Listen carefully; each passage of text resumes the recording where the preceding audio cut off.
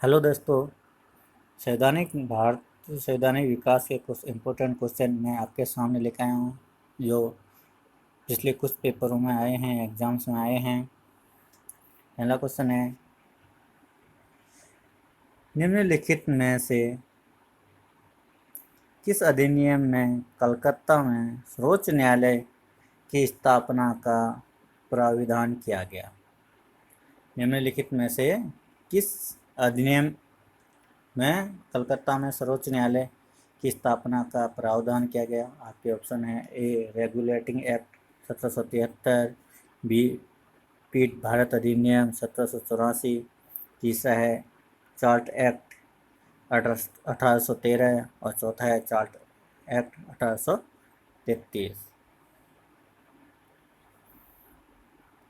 तो इसका उत्तर बताइए, किस अधिनियम में के तहत मतलब कलकत्ता में सर्वोच्च न्यायालय की स्थापना की गई? इसका उत्तर है option number A regulating act 1773। 1773। देखते हैं नेक्स्ट क्वेश्चन क्या है।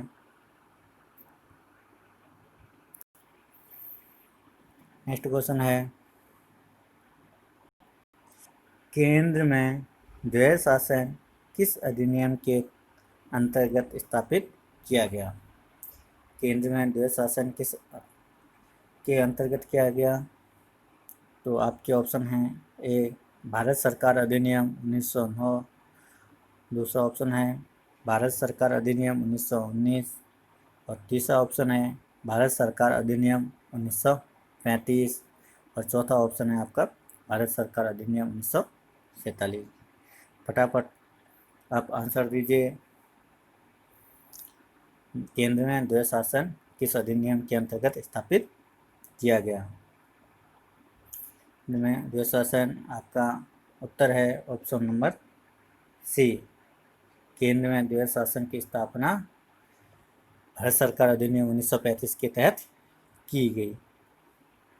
नेक्स्ट क्वेश्चन क्या है, देखते हैं।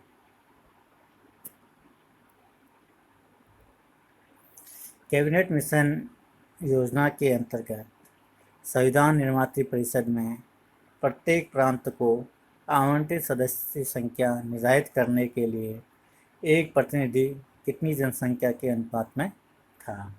कैबिनेट मिशन का गठन किया, उस योजना के तहत जब संविधान निर्मात्री परिषद का गठन किया जा रहा था तो प्रत्येक प्रांत से एक सदस्य कितनी जनसंख्या के अनुपात में था? तो आपका ऑप्शन है ए 8 लाख व्यक्ति, ऑप्शन बी 10 लाख व्यक्ति, ऑप्शन सी 12 लाख व्यक्ति, ऑप्शन डी 15 लाख व्यक्ति। तो आपका आंसर बताइए फटाफट। आपका जो उत्तर है ऑप्शन बी 10 लाख व्यक्ति। 10 लाख व्यक्ति पर एक प्रतिनिधि निर्वाचित किया गया। नेक्स्ट क्वेश्चन देखते हैं क्या है।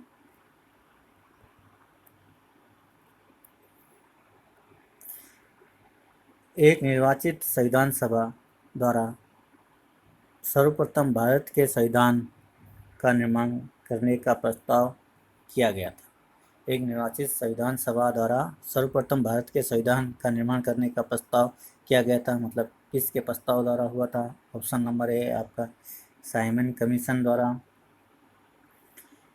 ऑप्शन बी है भारत सरकार अधिनियम 1935 द्वारा, ऑप्शन नंबर 3 है क्रिप्स मिशन द्वारा और ऑप्शन नंबर डी है ब्रिटिश कैबिनेट डेलीगेशन द्वारा। तो इसका उत्तर क्या होगा? इसका उत्तर जल्दी से बताइए। इसका उत्तर है option number C, Cripps mission द्वारा संविधान सभा सर्वप्रथम भारत के संविधान का निर्माण करने का प्रस्ताव रखा गया, वो था क्रिप्स मिशन। नेक्स्ट क्वेश्चन क्या है, देखते हैं।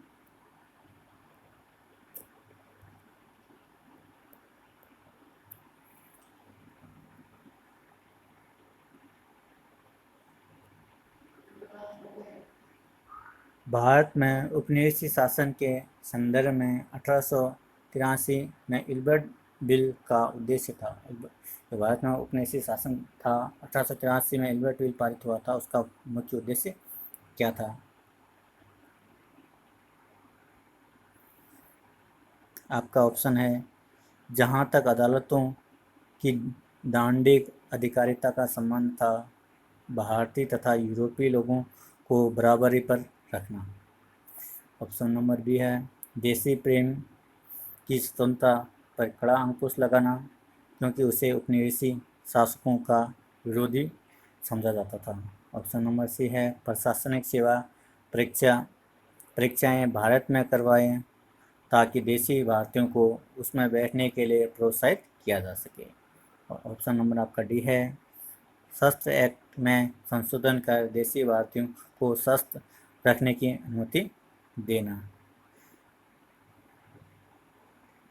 इसका उत्तर क्या होगा? भारत में उपनिवेशी शासन के संदर्भ में 1883 में जो इल्बर्ट बिल पारित हुआ था, उसका मुख्य उद्देश्य क्या था?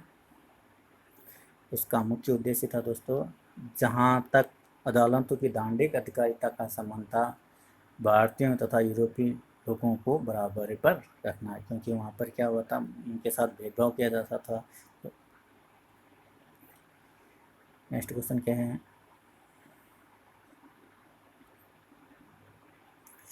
राष्ट्रपति की अध्यादेश निर्गत करने की शक्ति प्रेरित है।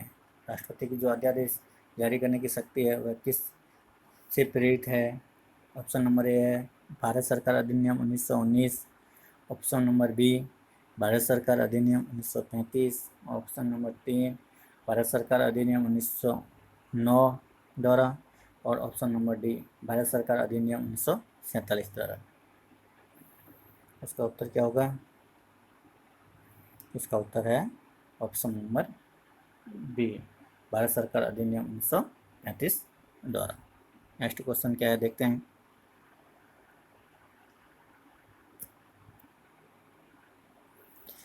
भारतीय विधान पालिका प्रथम बार द्विसदनीय बनाई गई।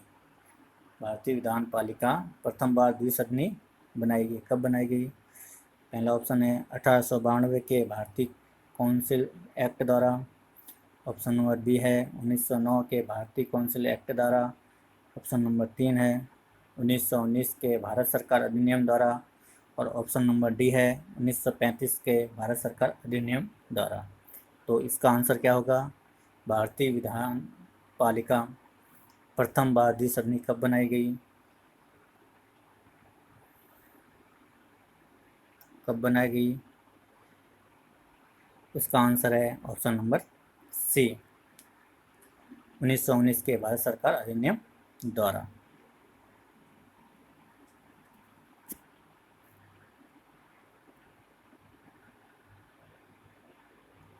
उन्नीस के भारत सरकार अधिनियम की निम्नलिखित में से कौन सी प्रमुख विशेषताएं हैं? निम्नलिखित में से 1919 के भारत सरकार अधिनियम की निम्नलिखित में से कौन सी प्रमुख विशेषताएं हैं? ऑप्शन यहाँ दे रखे हैं आपके।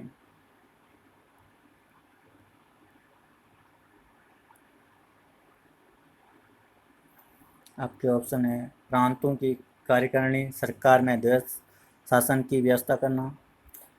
ऑप्शन दूसरा पॉइंट है, दूसरा जो है, मुसलमानों के लिए पृथक सांप्रदायिक निर्वाचक मंडलों की व्यवस्था करना। केंद्र द्वारा प्रांतों को विधायिनी शक्ति का हस्तांतरण करना। निम्नलिखित गुणों के आधार पर सही विकल्प कीजिए। पहला ऑप्शन है केवल एक सही है। दूसरा ऑप्शन है केवल 2 और 3 सही हैं। और तीसरा ऑप्शन है केवल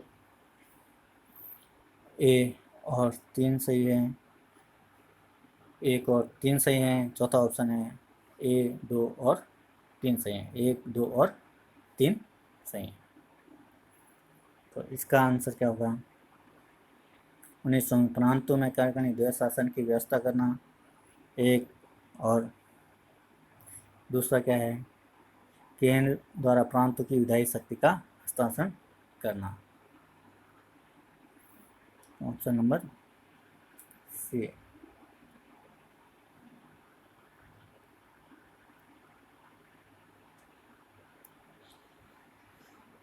निम्नलिखित में से किस एक अधिनियम ने भारत में संघीय शासन व्यवस्था दी थी? कौन सा अधिनियम था जिसने भारत में संघीय शासन व्यवस्था दी थी? भारत सरकार अधिनियम 1909।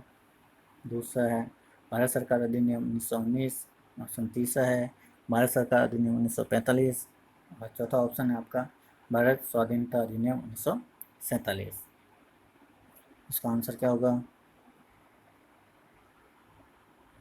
इसका आंसर है ऑप्शन नंबर सी, भारत सरकार अधिनियम 1935 द्वारा एक क्या संघीय शासन की व्यवस्था बनी थी।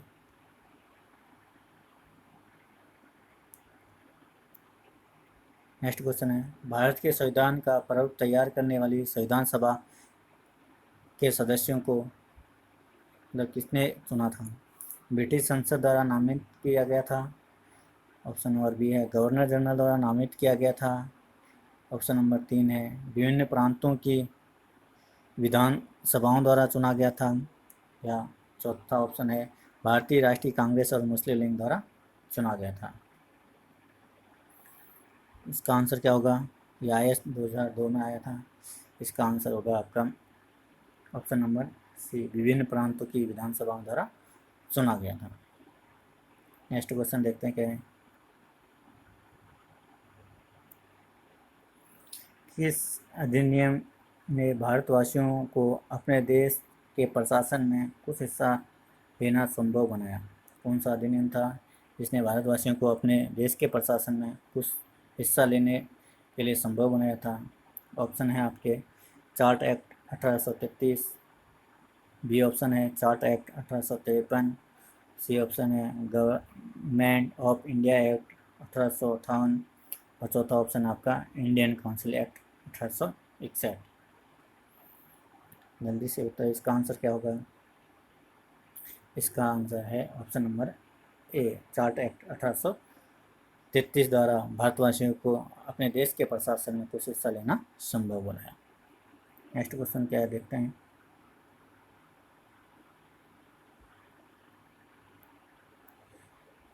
स्वतंत्र भारत संविधान सभा के अध्यक्ष कौन थे? स्वतंत्र भारत संविधान सभा के अध्यक्ष कौन थे? ये MPPCS 2010 में आए हैं। पहला ऑप्शन है डॉक्टर भीमराव अम्बेडकर। दूसरा ऑप्शन है आपका डॉक्टर राजेंद्र प्रसाद। तीसरा ऑप्शन है सी राजगोपालाचारी। और चौथा ऑप्शन है DM मुंशी। इसका आंसर क्या होगा? स्वतंत्र भारत में संविधान सभा के अध्यक्ष, स्वतंत्र भारत में संविधान सभा के जो स्थायी अध्यक्ष कौन थे? वो थे डॉक्टर राजेंद्र प्रसाद। नेक्स्ट क्वेश्चन क्या है देखते हैं। 1946 में निर्मित अंतरिम सरकार में कार्यपालक परिषद में उपसभापति थे।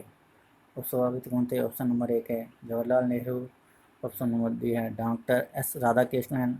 ऑप्शन नंबर सी है क्या C Rajagopalachari. Option number D है डॉक्टर राजेंद्र प्रसाद।